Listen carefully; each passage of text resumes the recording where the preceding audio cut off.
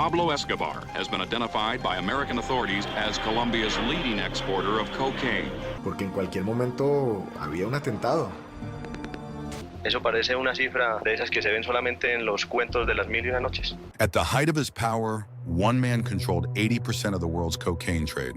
His name was Pablo Escobar, the king of cocaine who became a legend and a monster.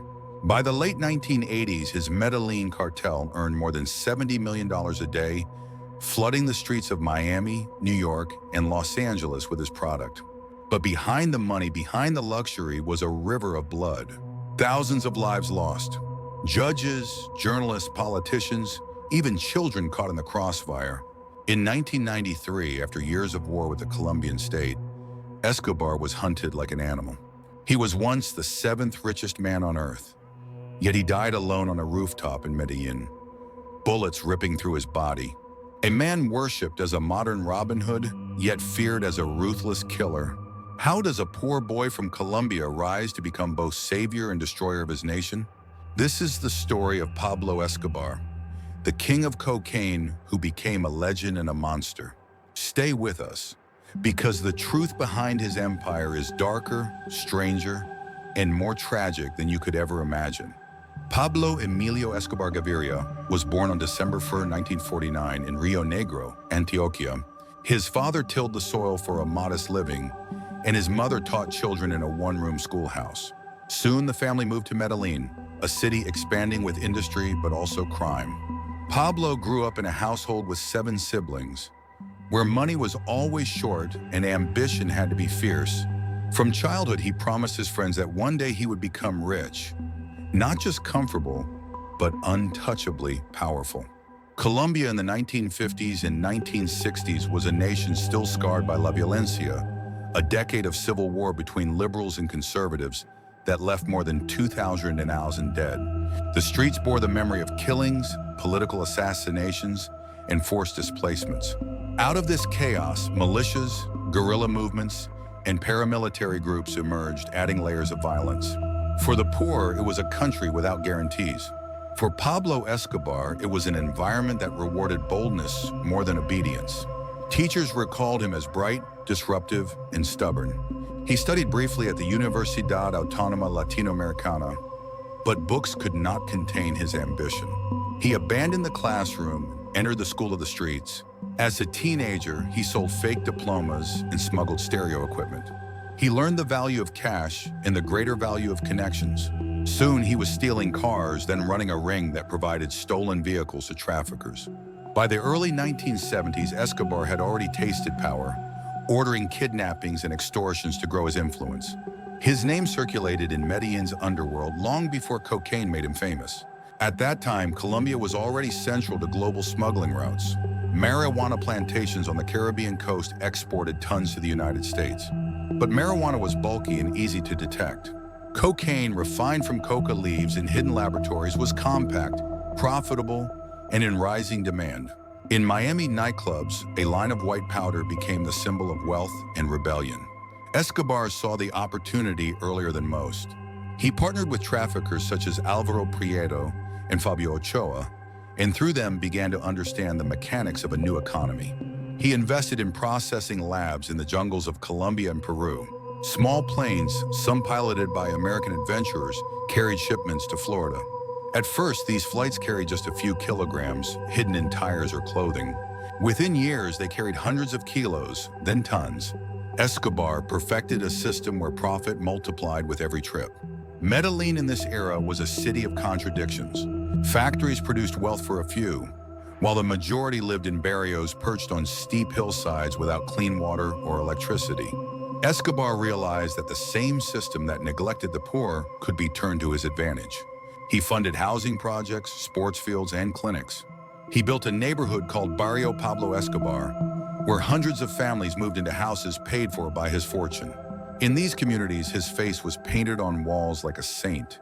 For many, he was the man who did what the government refused to do. At the same time, Escobar learned the lesson that would define his rule: plata o plomo, silver or lead. Officials who cooperated received bribes. Those who resisted faced bullets. He bribed policemen, judges, and customs officers. When bribery failed, he unleashed assassins. This mixture of generosity and terror allowed him to rise without serious obstacles. The population adored him, while rivals feared him.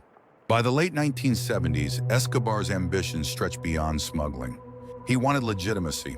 He bought a seat in Colombia's Congress in 1982, presenting himself as a successful businessman. Photographs show him shaking hands with politicians, wearing tailored suits, smiling like any other public servant. For a brief moment, he seemed to step out of the shadows, but investigations quickly revealed the truth. His wealth was built on cocaine.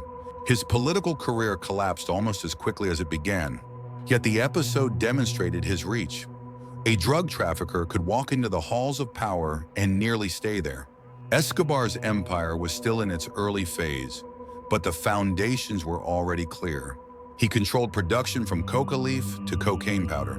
He created air routes and maritime routes, moving tons each month into the United States. He cultivated loyalty in the barrios with his largesse, and he intimidated or eliminated anyone who stood in his way. This combination of strategy, violence, and image-making set him apart from other traffickers.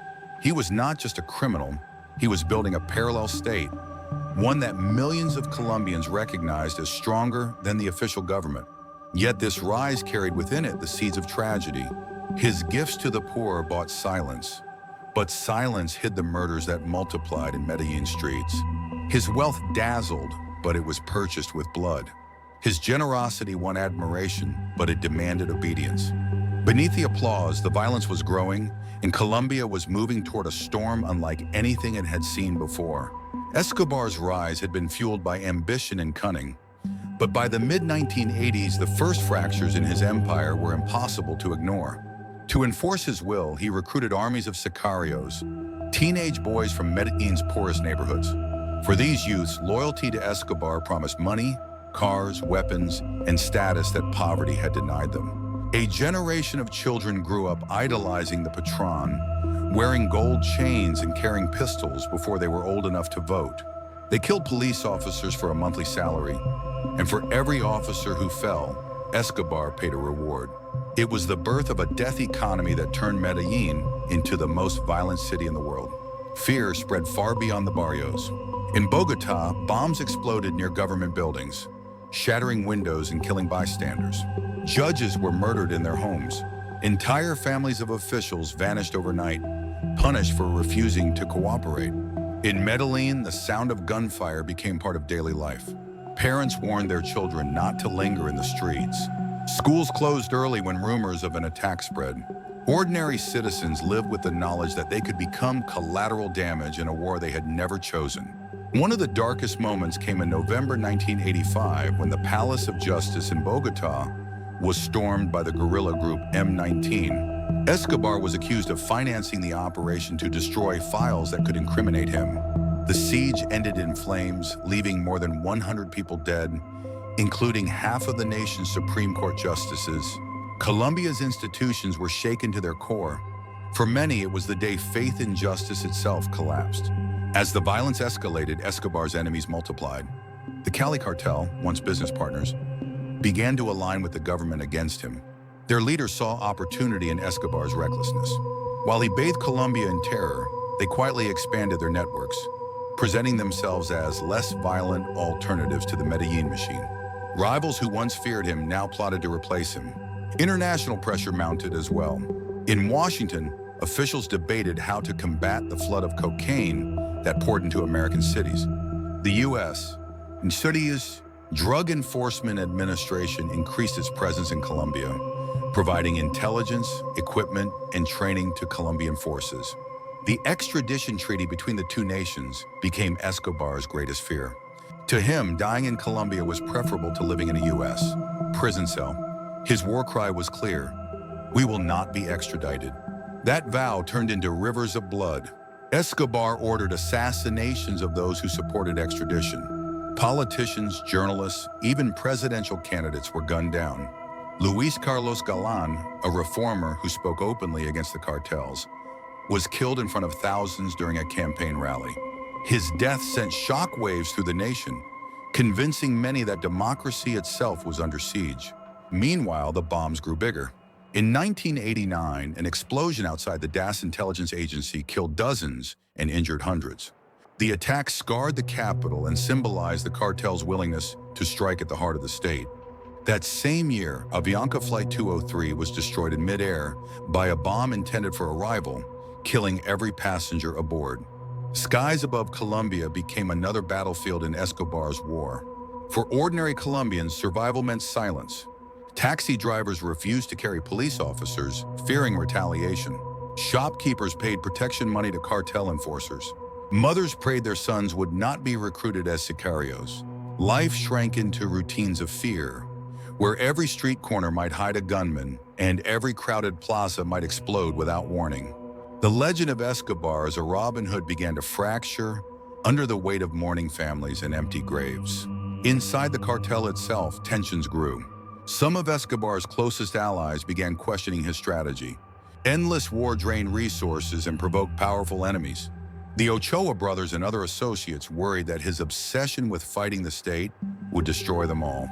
Yet Escobar's word was law, and defiance meant death. Even within his inner circle, loyalty was maintained by fear rather than respect. The cracks were no longer just external, they ran through the very heart of his empire. His violence made him untouchable in the short term, but it isolated him from allies and pushed the full weight of the Colombian state and international forces against him. Escobar had dreamed of building an empire that would last forever. Instead, he was building a house of cards balanced on fear, money, and silence. Could the spiral have been stopped if Colombia had confronted its inequality earlier? If poverty had not created endless recruits for Escobar's war? Was he the cause of the violence, or merely its most ruthless expression? The questions haunted a nation that seemed to bleed every day. What was once seen as power now looked more like doom, a storm-gathering force that no one could escape. By the early 1990s, Escobar was no longer the untouchable patron. His empire was cracking under relentless pressure. The government, backed by U.S. intelligence and military aid, launched an offensive unlike anything Colombia had seen. Soldiers raided jungle labs, airstrips were destroyed, and warehouses filled with cocaine went up in flames. Each loss cost millions, but the greater blow was psychological. Escobar was being hunted. In 1991, he made a deal that stunned the world. He agreed to surrender to Colombian authorities under one condition: no extradition to the United States. The government, desperate to end the bloodshed, accepted. Escobar entered custody, but on his own terms. He built his own prison, La Catedral, a fortress on a hillside outside Medellín. From the outside, it looked like a jail. Inside, it was a palace. Suites with jacuzzis, billiard tables, even a waterfall. Friends visited freely. Guards obeyed him. Business continued as usual. For a moment, it seemed Escobar had won. He was technically behind bars, yet he ruled his empire more comfortably than ever. But hubris breeds carelessness. When rivals within the cartel threatened his dominance, Escobar had them tortured and killed. Inside La Catedral itself, word of the executions leaked, and the illusion of surrender shattered. The government could no longer pretend he was contained. Plans were drawn to transfer him to a real prison. Escobar discovered the plot and vanished into the mountains. The escape marked the beginning of his downfall. The state unleashed Search Block, a special police unit trained and supported by the United States. They tracked his networks, intercepted calls, and dismantled his operations piece by piece. But the deadliest enemies came not in uniform, but in the shadows. A vigilante group called Los Pepes, people persecuted by Pablo Escobar, emerged, composed of rivals, defectors, and mysterious allies. They hunted his associates, burned his properties, and assassinated anyone linked to him. For every strike by the government, Los Pepes delivered one in the streets. Escobar's world shrank. Safe houses grew fewer, allies turned away, his wealth drained. Once surrounded by armies of sicarios, he now moved with only a handful of loyal bodyguards. His family lived under constant threat. His children were smuggled abroad for safety, while his wife pleaded for asylum in foreign embassies. The man who once bought loyalty with mountains of cash now found doors closing everywhere. Fear had turned into fatigue. Colombians were tired of the blood. The climax came on December 2nd, 1993. Authorities intercepted a phone call Escobar made to his son. The trace led them to a modest house in Medellín, where Escobar had been hiding for months. As the search block closed in, he tried to flee across the rooftops. Gunfire erupted. Bullets tore through walls and tiles. Escobar returned fire with a pistol, but it was useless against the storm. Moments later, he fell, shot through the head and leg. His body sprawled across a red-tiled rooftop. The death of Pablo Escobar ended a chapter of terror, yet left behind questions that refused to die. Was he killed by police gunfire, or did he take his own life with the final shot, as some family members insist? The official story declared victory. To many Colombians, it was not justice but a bitter relief, the close of a nightmare that had lasted more than a decade. The tragedy of Escobar was not only his violent end, but the devastation he left behind. Tens of thousands dead, a generation scarred by fear, a nation forced to rebuild trust in its institutions. The boy who once dreamed of escaping poverty had risen higher than anyone imagined, only to collapse in blood and ruin. His empire, once built on cocaine and charisma, had consumed itself. When Pablo Escobar's body lay lifeless on that Medellín rooftop in December 1993, Colombians poured into the streets in disbelief. For some, it was celebration. Fireworks exploded in Bogotá. People danced, chanting that the reign of terror had ended. For others, it was mourning. In Medellín, thousands followed his coffin through the streets. Women weeping, children carrying flowers, men whispering prayers. Escobar was gone, but his shadow remained everywhere. The aftermath was chaos. The Medellín cartel fragmented overnight. Former lieutenants scrambled for power, fighting among themselves, while the rival Cali cartel seized control of the cocaine trade. For a time, the violence shifted rather than disappeared. Yet for Colombians, the death of Escobar symbolized the end of an era, proof that no man, no matter how wealthy or feared, could outlast the state forever. Trials soon followed. Associates of Escobar were captured and paraded before the courts. Some cooperated, offering testimonies that exposed the cartel's inner workings. Others vanished, assassinated before they could speak. Judges faced immense pressure, threatened by remnants of Escobar's network and bribed with promises of fortune. In some cases, justice meant exile. Officials fled the country to escape inevitable reprisals. For the Escobar family, the fallout was devastating. His widow, Maria Victoria, fled with their children, seeking asylum abroad. Most nations refused them, fearful of the stigma that followed the Escobar name. Eventually, they found refuge in Argentina under assumed identities, living quietly as if in witness protection. Years later, when their new lives were uncovered by journalists, the world was shocked to learn that the family of the king of cocaine was living next door to ordinary citizens. Among Escobar's possessions, investigators discovered letters he had written to his son, filled with instructions, apologies, and dreams of a future that never came. These documents revealed a man torn between his role as father and his life as a killer. To some, they were proof of a human side buried beneath the monster. To others, they were manipulation, one last attempt to control his legacy from beyond the grave. Public opinion fractured deeply. In Medellín's poorest barrios, murals of Escobar remained painted on walls. Songs and ballads celebrated him as a Robin Hood who gave to the poor. For those communities, his crimes were overshadowed by the homes, the food, and the dignity he had once provided. But for countless families who lost loved ones in bombings, assassinations, and kidnappings, Escobar was nothing but a murderer who turned their city into a cemetery. Escobar as the symbol of everything Colombia wished to leave behind. His properties, including the infamous Hacienda Naples, were seized. The zoo he built, with elephants, giraffes, and hippos, became an eerie monument. Decades later, the hippos still roam Colombia's rivers, invasive creatures that echo his lingering presence. Internationally, Colombia's reputation began to change. The death of Escobar allowed the state to present itself as a nation reclaiming control. U.S. officials hailed it as a victory in the war on drugs. Yet critics argue that while one man was gone, the system that produced him remained. The Cali cartel rose quickly, proving that cocaine empires were hydra-headed.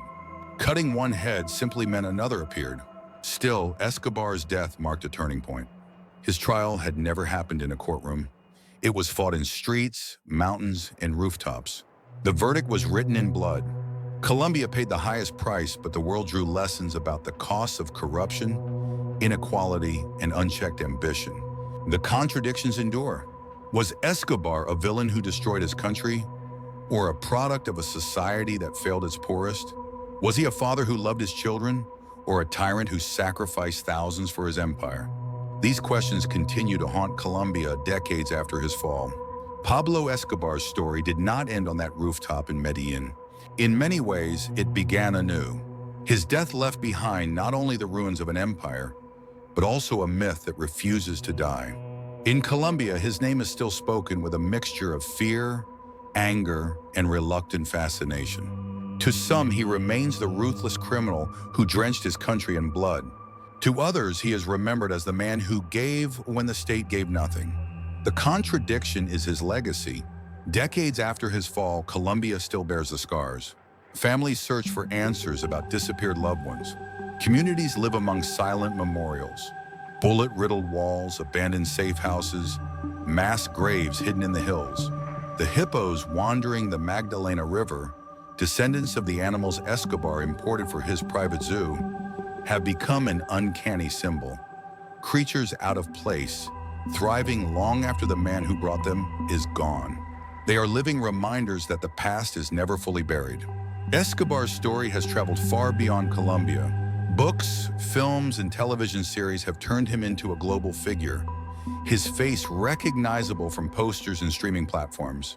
For some viewers, he is a character to be studied, even admired for his audacity. For others, he is a warning about the seductive nature of power. The danger of this fascination is clear. The line between myth and memory blurs, and the pain of real victims risked being overshadowed by the legend of the man who caused it. What remains undeniable is the scale of the tragedy. Escobar was a man who rose from nothing and built an empire that touched every corner of the world. But he did so at a cost measured in lives lost. Families broken, and a nation pushed to the brink. His wealth vanished, his power collapsed, but the grief remains. His story is not simply about cocaine or crime. It is about what happens when ambition meets inequality, when violence becomes currency, and when fear replaces justice. Colombia has moved forward, but it has not forgotten. Streets that once trembled at his name are now filled with murals calling for peace. Young people visit the sites of his former power not to glorify him, but to understand the warning etched in history. Escobar is a ghost that hovers over the country's collective memory, reminding each generation of the price paid when one man seizes power unchecked. And so the final question lingers. Pablo Escobar, the king of cocaine who became both legend and monster, what do we truly see when we look back at him? A villain who destroyed his nation? A symptom of deeper wounds in Colombian society? Or a mirror reflecting humanity's endless hunger for power, wealth, and recognition? The answer lies not only in Colombia, but in all of us. Because Escobar's story is not just about one man. It is about how societies create their own monsters, and how those monsters leave behind scars that last for generations. What lessons should we carry forward, and what dangers should we never forget? Stay with us for the next story. Another tale of ambition, power, and tragedy that shaped history in ways the world still feels today.